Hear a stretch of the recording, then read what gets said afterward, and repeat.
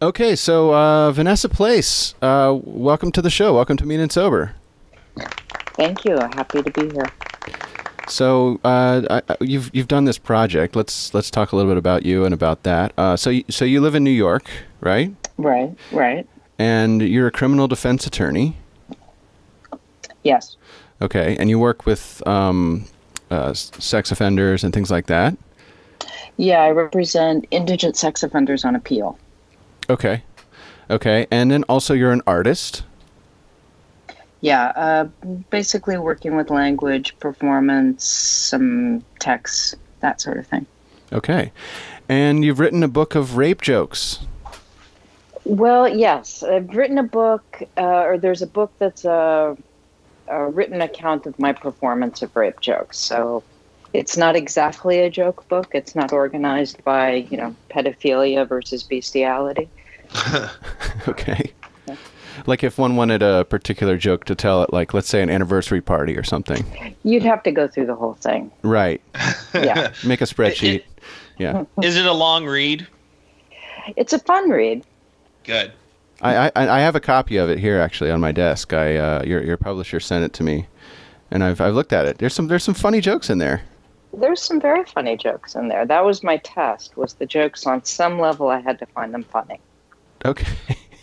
So what you're saying is that every joke. How many jokes are in here, by the way? So it's not just to offend rape victims. Then it's the jokes have to be funny.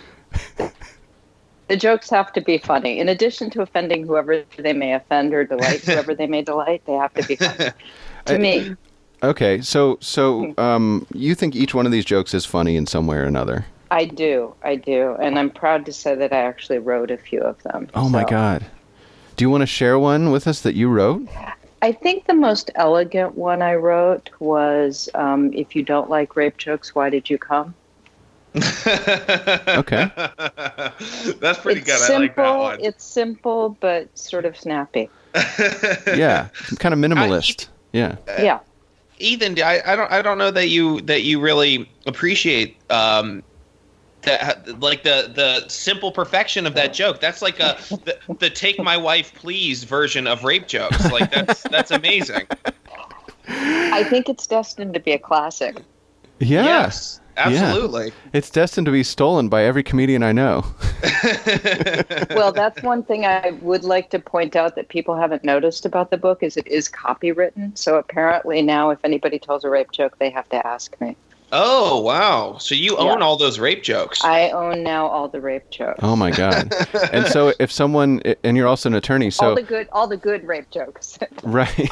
I'm going to start patenting my N-word jokes, Ethan. I mean, I think that's what I'm getting from this. Well, you can talk to Vanessa. She's an attorney, That's right. Always think about the other side of enforcement. Yeah, there's some IP great. there, right? So Vanessa, would you say that if anyone tells one of your jokes, you're going to force them to pay you? I would say that this is a point where, again, consent is an issue. Okay. Or as one of the jokes says, I think one of the jokes is, remember, if you have sex with someone you don't know, always, always, always ask. Okay. Right. So why did you, how did this book come into being? What's your fascination with rape jokes? How did that get started? I remember it was I'm going to say about 4 years ago, where there was a bit of a issue on Twitter and other places about a rape comedian told a rape joke. Oh, sure. Daniel Tosh. Yeah. Exactly. Yeah. And there was a lot of comments about, well, you can't tell rape jokes. They're not funny. And I kept thinking, but they are funny. And so then I started looking for, or at least can be funny. And so then I started going online and trying to find funny rape jokes. And I found a few sites where people tell each other these kinds of jokes. And then I ended up spending... 4chan. 4chan was one. There was Wikipedia was another one. And then I spent a really inordinate amount of time trolling through these sites and finding the jokes that I thought were funny and put them together to do this performance. Wow. And the performance is it's 45 minutes of me telling rape jokes. Yeah. So do you tell them like a comedian? Like, do you try to, have timing and rhythm? No. No? Well, I definitely have timing and rhythm, but I would say that the part of the difference is that I don't tell them in a comedy club. That's one thing. So the frame is different. But then also I read them. So I don't do the stand-up comic trope of pretending memorizing them and pretending that they're just off the cuff. Right. Okay. They're definitely being performed as a piece that isn't casual. So you just you download jokes off the internet and then read them into a microphone, like another comedian John and I know. Slightly differently, I do try to make there's a number of jokes that they were pretty good, but they needed to be made a little bit better. So I, so to speak, massaged them slightly. I Right. love this. It's like the total opposite version of the vagina monologues. Oh yeah.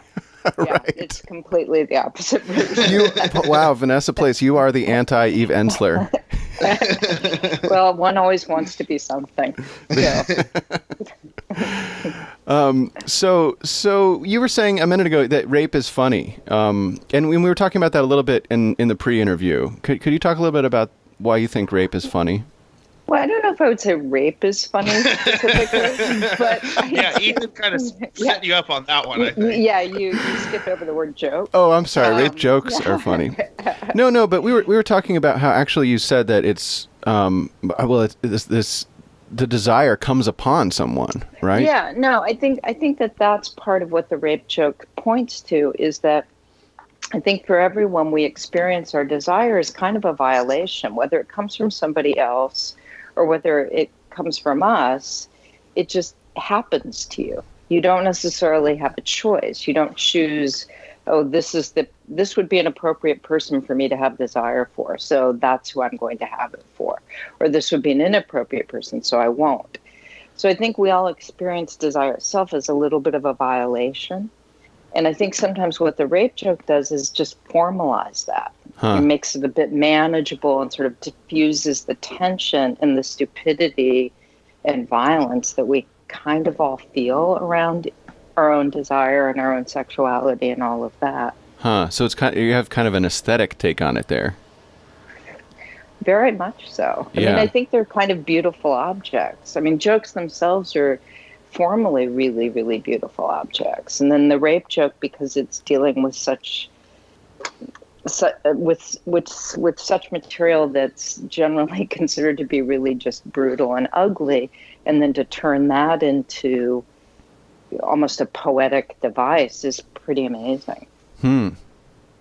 Vanessa, let me ask you, what would you say to people like my girlfriend who say that laughing at rape jokes normalize rape culture?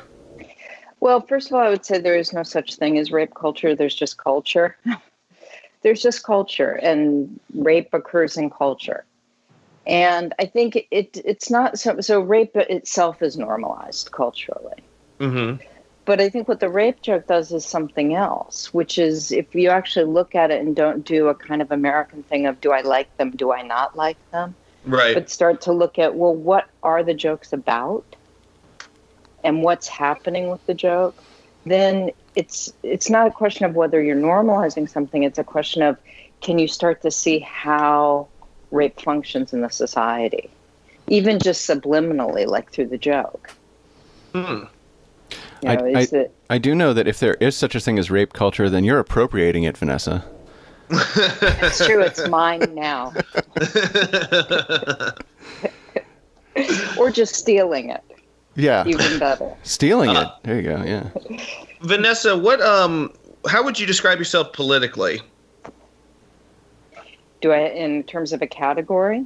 Yeah, I guess. How would you identify yourself politically? Like, what views or orientation do you most identify with? I basically am against authority. Oh, nice. So are we on this podcast. That's kind of my general political stance. And then I have, like like anybody at a restaurant, I have personal preferences. Mm-hmm. Okay. So just a blanket anti-authoritarian then? Very much so. I like that.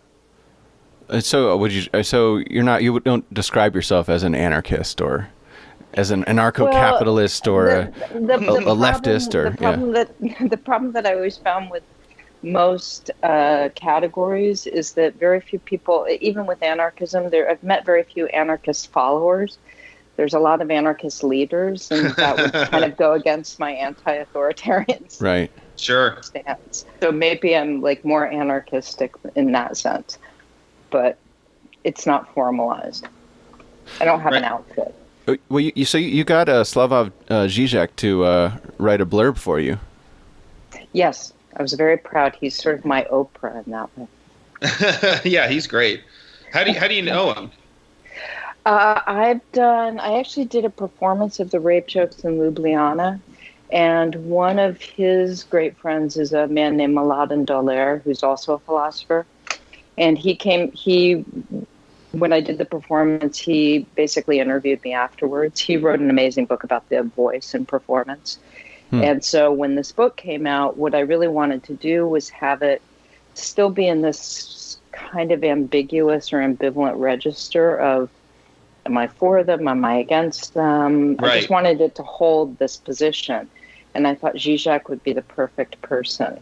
Oh, yeah. Definitely. Because if you love Zizek, then it's an endorsement. If you hate Zizek, it's a condemnation. Right. Yeah, I guess this book is obviously, well, I mean, there's one reading you can say, this is an attack on political correctness. This is just what we need right now, and that's kind of maybe one just very common way of thinking about Zizek, right? He talks about that stuff. Right. And I think that there is something to be said for that. And one of the things that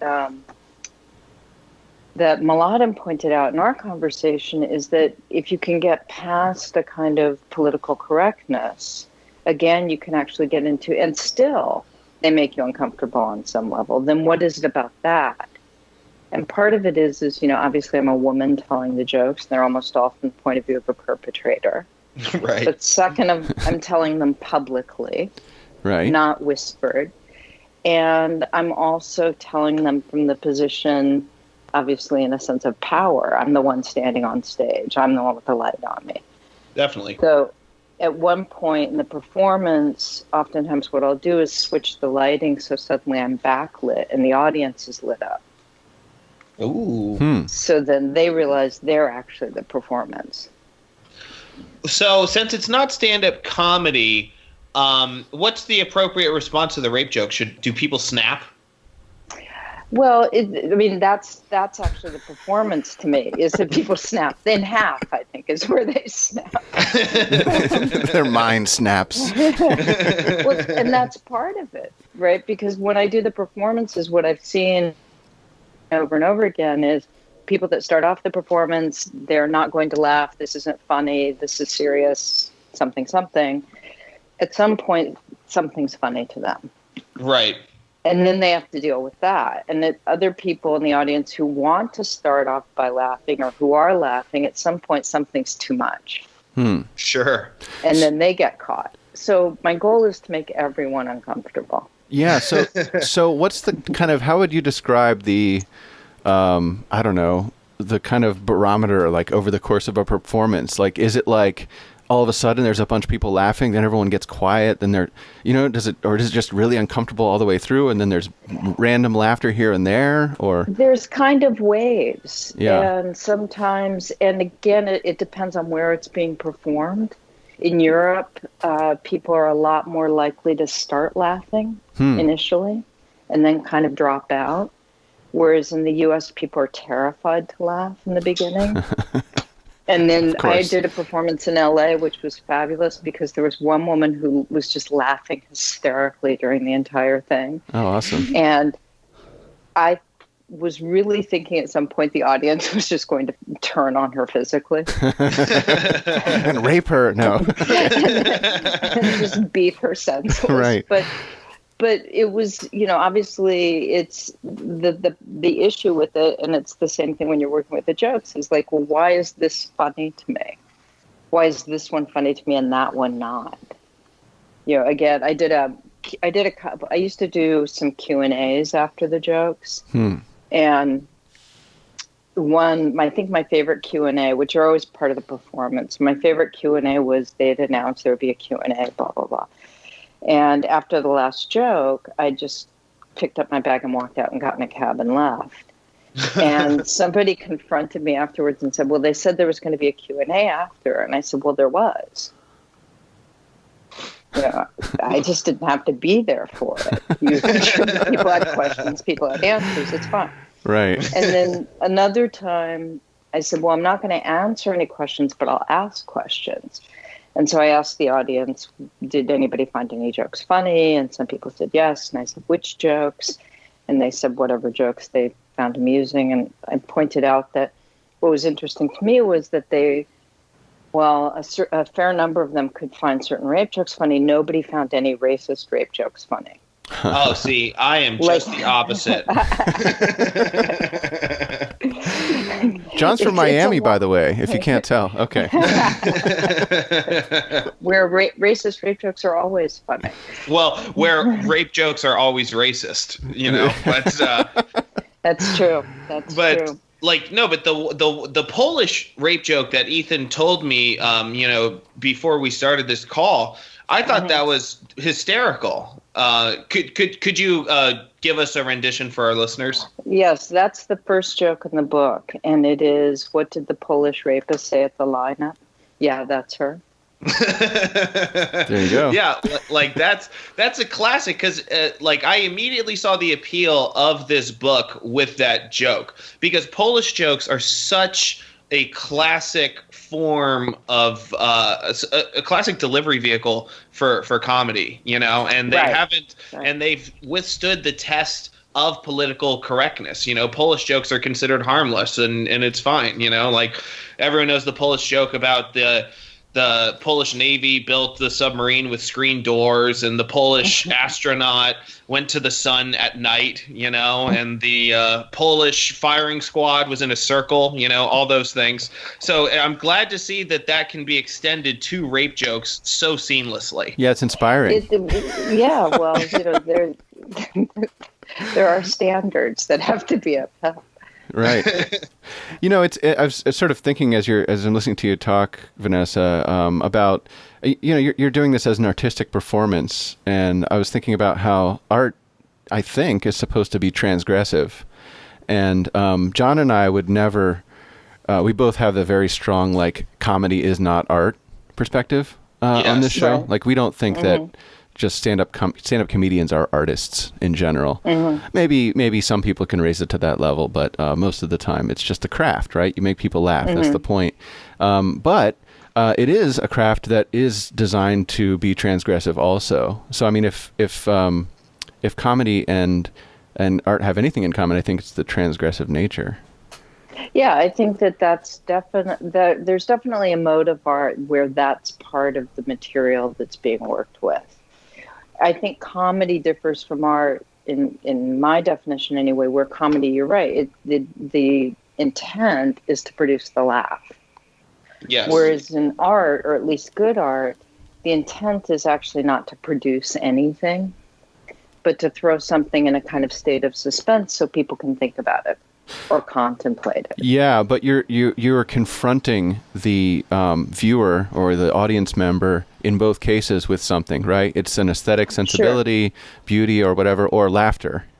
It's sure, and it's that violation you're talking about, actually, in both cases. It is the violation. You don't have a choice when you encounter the material. You don't choose what your response is going to be. You have a response. Those are the best laughs, I find, is when you get people to laugh at things that they were certain they were not going to laugh at. Yeah. Right. And there's a structure to do that. And I would say that there's that state of suspension in the joke or in the comedy is the moment where you think it's going to go one way and it turns and it goes someplace else. And that provokes the laugh. Yeah. Yeah, we call that a left turn usually, right? Yeah. So this is okay. I don't know if how much you want to talk about current culture. Maybe just briefly. there's the whole Me Too thing. I don't know. I guess I'd be interested to get your thoughts in general on that a little bit. Can you be more specific? Well, let's talk about Kavanaugh, because this book is coming out right on the tail end of this giant show trial that we kind of saw where people were acting in bad faith on both sides, accusing Kavanaugh of rape and then accusing the accusers of being in bad faith. And so what was your take on that situation? Well, my take on it was, the problem is, leaving aside the part where it's always difficult to have a historic trial, to go back and try to recreate something that existed some time ago, and also under different cultural conditions. The same thing with Roman Polanski. So you look at these events that happened, and on the one hand, there's a way where you could say, look, I have no doubt that given what it would be like to be Kavanaugh at a certain point in his life, he may not remember this at all. It may not have been a big deal. Sure. And it may have been a very big deal to the other person. These things are both true. And I can certainly say in my legal practice, I've had many cases where I have no doubt the woman was raped. She had sex and she didn't consent. I also have no doubt that the man didn't rape her in the sense that he had no idea she didn't consent. Interesting. What do you think about those cases? I guess this is a good way to talk about your legal practice, which I'd be interested to hear about. I think that they're very. That's where the cultural aspect gets really tricky, because if we have a culture where women are afraid or ashamed or don't know how to convey lack of consent, and we have a culture where men assume that if the woman's not saying no, she must be saying yes, or silence is a good girl's way of consenting or something like that, then you're caught in this. And there's no way to resolve it. I don't think that human sexuality works in a way where signed waivers are particularly sexy or particularly practical. Right, and I mean, or desirable. And you hear these stories about like university campuses where it's like both parties are too drunk to consent. Right, and so whoever calls the cop first gets to be the victim. Which seems insane. Which is insane. And so how do we allow for people to be idiots, which people always are, and especially around sex, and especially around, especially when they're young. Yeah. Without criminalizing people. There's a new trend now, actually, where men are filming women consenting to sex before they engage in any physical activity. That's hot, John. Right, which is super hot and also totally legally useless. Because all she has to say is that, I consented initially and then at some point decided I didn't want to anymore. Right. Sure, so, it's bad and dumb in every level. I agree. Good luck with that. But right, or he coerced the consent out of me. Yeah, and the thing is that but if, I don't know, call me a romantic, but I think if done right, consent is probably somewhat a little apparent. Yeah. Sure. I should think so. Or desire is a little bit apparent. I mean, maybe there's a problem with people actually not having that. I mean, it's like the incel stuff, and it's like people don't have the social skills to be able to figure out how to talk to someone. Yeah, or they're too frightened of their own desire or other people's desire. I mean, that's the problem with the incel stuff. It's like, okay, then clearly you're having a lot of difficulty with what it means to be subject to sexuality. There was a big Japanese porn isn't helping at all, because when I watch that, I'm like, I can't tell if these girls are consenting or not. Are they enjoying this? Are they struggling? What's going on here? But you just keep watching it, John. I'm learning, Ethan. Purely for forensic purposes. Exactly. I'm trying to understand them. Well, this week there was that whole controversy with the Santa baby thing, and right. some Baby, radio It's Cold station Outside or whatever. some radio station, not Santa Baby, Baby It's Cold Outside, right? Some radio station in Ohio pulled it and said it was like promoting rape culture, or it was a rape apology or something like that. And I always thought, like, I kind of like the female protagonist of this song. Like, he's trying to seduce her, and then I think at the end he does convince her to stay, but it didn't seem like she was being raped. Like, they were having a conversation. No, it was a persuasion. And I think Ella Fitzgerald is capable of holding her own. Right? If I remember, that was the singer. That was one of them, yeah. Yeah, one of them. A very good version with maybe Louis Armstrong. Right. But I think that but again, we're getting back to this thing of, which is maybe a larger issue, which is this kind of paternalistic attitude that why would a radio station, why? Yeah, and it reminds me. What are they protecting their audience from? Well, also, who's a radio station to be the guardian for this kind of thing? They're just supposed to play things. They're not supposed to take sides on anything. Well, exactly. And also this notion that somehow the world will be a better place or a safer place. And that's the question. It's like, what's the demand that the world be safer and better that has to always come from above? Yeah, I mean, the sort of the state of our culture right now very much reminds me of, well, I was raised a Christian fundamentalist, right? Mm-hmm, so there's this, Baptist, like hardcore, all that stuff, church 3 times a week. And there was low church bullshit. Yeah, John's a Catholic, so he's always making fun of me. And the Catholics do have better outfits. So Thank you. Well, I always make fun of him for praying to the Virgin Mary. I mean, come on, get a load of this guy. But, well, as I like to point out, every god rapes. So yeah, exactly. There you go. But there's this feeling, like, I remember the one thing that I remember from my childhood the most is and what was so kind of, I couldn't articulate it at the time, but it was very upsetting, which was this sterility.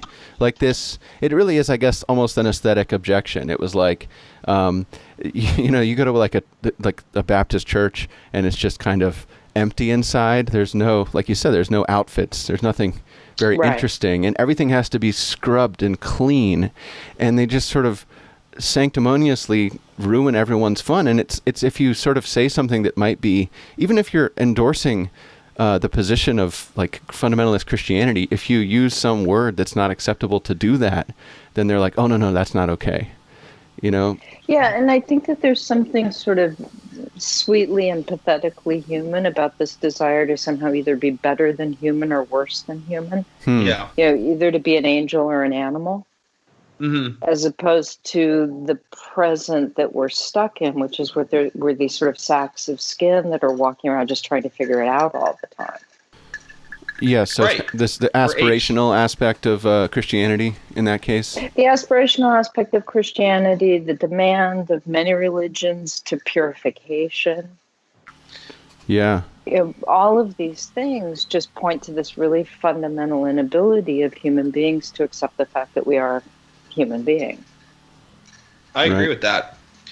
Vanessa, I'm going to list some scandalized celebrities real quick, and you're going to tell me if they're rapists or not. No, I'm kidding. I'm kidding. I will tell you. No, Neil deGrasse Tyson. Okay, sorry. As a blanket, I'll just tell you as a blanket statement, I represent criminal defendants, so none of them are. That's good. They're all not guilty. So instead of believe all women, you're believe all defendants. I believe all defendants. That's my structure. I don't know. No, wait. Let me take that back. I don't believe them, but I will advocate that they are not guilty under all circumstances. Why do you do that, Vanessa? Like, why? I mean, it's one of those things where people are like, I would never want to have that job. You know, a lot of people probably would say. How do you look at it? Do you defend accused rapists, indigent accused rapists? Like, do you look at it as a humanitarian effort? Is it an aesthetic thing for you? Like, what's your day-to-day? Well, I think that, the basics are that I only do appeals. So all of my clients are already convicted. So they're not accused. They've been convicted. Oh, okay. Well, that's good. Okay. And when I started doing appeals, I did all kinds of cases. And what I started to see is that with every other kind of case I did, if I did murders or robberies or anything else, there was a point where people could relate on some level to the defendant. You know, it's like you may not be in a gang, but you understand that if you're in a gang, sometimes people get shot. If you don't have money and you take stuff, people kind of understand that. But with sex offenses, nobody related to the client. Yeah. And they despise them. I mean, judges, everybody hates your client. And so for me, it became this really kind of pure form of law. It's like, look, if you believe in due process, this is who you have to apply it to. The person you really don't want to have get out of prison. And he gets the benefit of it nonetheless.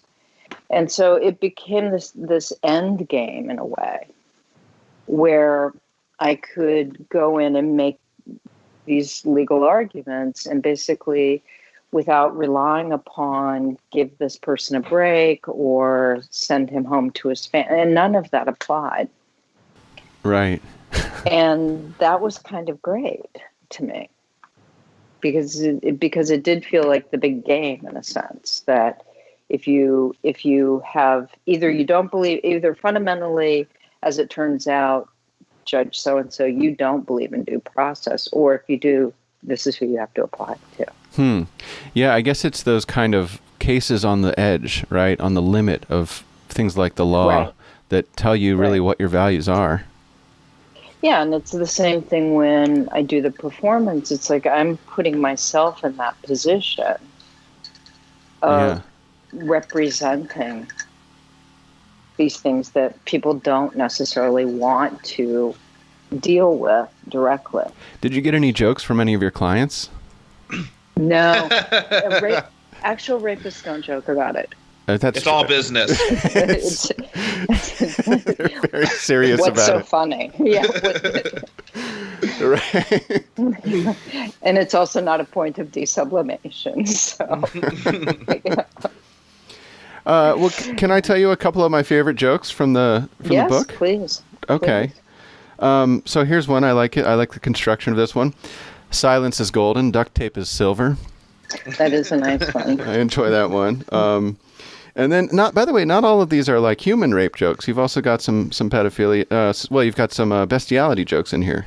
Yeah, a few. My editor had an argument. We had an argument at one point where he kept saying, "But they're not rape jokes." And I said, "Well, if the animal's not consenting, then they are." So absolutely. Yeah, and how do you really know, right? If you can't prove consent, then it must be rape. So I like this one. This is my favorite, maybe my favorite joke. I haven't read every joke, but I like this one. I'm currently researching bestiality. You'll find me in my lab. I don't know why that one, but I did laugh out loud when I read that. The title of the performance was if I wanted your opinion, I'd remove the duct tape. Ah, that's good. Okay. Yeah. That's good. Yeah. That's finally silencing those critics, you know? Every artist's dream. Here's one for John, because, he's an ironic racist. What did Jewish pedophiles say? Hey, kid, want to buy some candy? I think there's a series of those. Should I read them all? There's okay. like 3 or 4, yeah, because they sort of go together. Okay, hey kid, want to buy some candy? No, that's wrong. Actually, Jewish pedophiles lure children into the van with promises of reasonably priced candy. No, that's wrong. Actually, Jewish pedophiles say, hey kids, easy on the sweets. You're killing your mother here. It's a build. Oh, those are great. Yeah, that's a lot of fun. Vanessa, I was telling you before that I, when I started comedy a few years ago, of course I wrote a couple of rape jokes, which I wanted to get your take on. Okay, please. These days I don't write any because the political climate. No, I'm just kidding. You just sort of mature and you're like, oh, actually, this doesn't make sense for me to go on stage and say this. I think when you first start, you want the audience to hate you on some level because it's like, well, they're not going to laugh, but at least they're going to hate me, right? But no, I wrote this joke, and you can tell by the referent that what year it was when I started comedy. Okay. Have you heard Bill Cosby? He said that he hates hip hop and he hates rap and young black men should pull up their pants. And I just always found it so odd how Bill Cosby hates rap but loves rape. It's almost the same word. I know, Vanessa. A lot of build-up for that one. There's a lot of build-up. You can tell like it needs one more beat at the end. Yeah, I know. So you can tell it's only half done. And then there's one more I wrote also in as an early comedian. I read that it only takes 5 seconds for a woman to decide whether she's going to sleep with you. Fortunately, it only takes me 4 seconds to decide whether I'm going to give her a choice. That's not bad. Yeah, I made myself the perpetrator for some reason. Yeah. Well, and that's pretty much all of my jokes are from the point of view of the perpetrator. So, yeah. Yeah, I asked John to provide some of his rape jokes, but he refused. No, I've never. Yeah, those are between me and my victims. Thank you. But, that's right. But no, I've never written a rape joke. It's not something I've ever consciously thought about. Like, ooh, should I? Because I do tons of edgy jokes, and it was, I don't know, it was just never really a thing that. John, you're such a coward. No, I honestly, I don't talk about sex that much in my act, so maybe it has something to do with that. I don't know. John's like, well, rape, that's actually technically outside the bounds of matrimony as endorsed by the Holy Catholic Church. No, it's just who am I to judge, No. Yeah. What I like is apparently John is the odd man out here. Right. Yeah. In fact, both you and I have written rape jokes. That's true. Yeah, seriously. I'm the fucking noob here. That's God. Well, you know what? You know what? You've dominated the rape joke book market for too long, Vanessa. I'm coming after you here. That's right. Well, is there anything else you wanted to cover, Vanessa? I mean, did anything we didn't touch on? I don't think so. I did want to tell my current favorite. My favorite shifts a lot, but my current favorite rape joke. Oh, please do. Yeah. Is the how do you know you're not a pedophile? Maybe you just haven't met the right child. Okay. That's good. That's good. Yeah, it's funny. You're like, no, bestiality and pedophile. Your editor's like, this is crazy. We can't do this. You're like, I insist. Yeah, and the set and the book always end with the same joke, which is, I've got this really great joke about rape. You had to be there. Right. Okay. Yeah. Vanessa, a book I think that you would really enjoy. It's real short. It's a real quick read. Is Doug Stanhope's Fun with Pedophiles? He would. It's the classic. Pretending to be an underage child and engaging in cyber sex with a pedophile, but then he just increasingly becomes more violent and more disturbing to the point where the pedophile is like, "What the fuck is wrong with you, kid?" Yeah, there's a couple. That's pretty good. I'll check that out. Yeah, there's a couple about the online, about the entrapment things. Something about, I met this 8-year-old girl on the internet, and then she told me she was a police detective. How cool is that? Oh yeah, for someone her age to have that job. Someone her age, yeah. Something like that. Or I chatted up a police detective online. Turned out she was a 13-year-old girl. Yeah, what a chip, right? Yeah, no. They write themselves, as they say. Okay, so the book is called "You Had to Be There: Rape Jokes" by Vanessa Place, and you can buy that book wherever fine books are sold, I guess. Abandoned parking garages, dimly lit alleys, yes, while jogging, yes, wherever. Creepy online sites. Yeah. Planned Parenthood. Right. Come on, John. It's a stock. Well, I would like to point out, in the spirit of the time, it is a stocking stuffer. There you go. Nice. Yeah, will it be available on Kindle? My grandmother only reads the Kindle. She loves the large print fonts, Well, be nice to your grandma. She's the one that will send you packages. Always. Okay, well, thanks so much for talking to us, Vanessa. We wish you all the success in the world. Thanks a lot. Talk to you. Yeah, thanks, Vanessa. It was fun. All right. So, John, you ready to do the cuck of the week? Do we have some segments? We got some segments, Ethan. All right. Well, I'm ready after that hour of rape for some nice, easy listening, just some good old-fashioned cucks of the week and Conspiracy Fridays and things like that. Absolutely.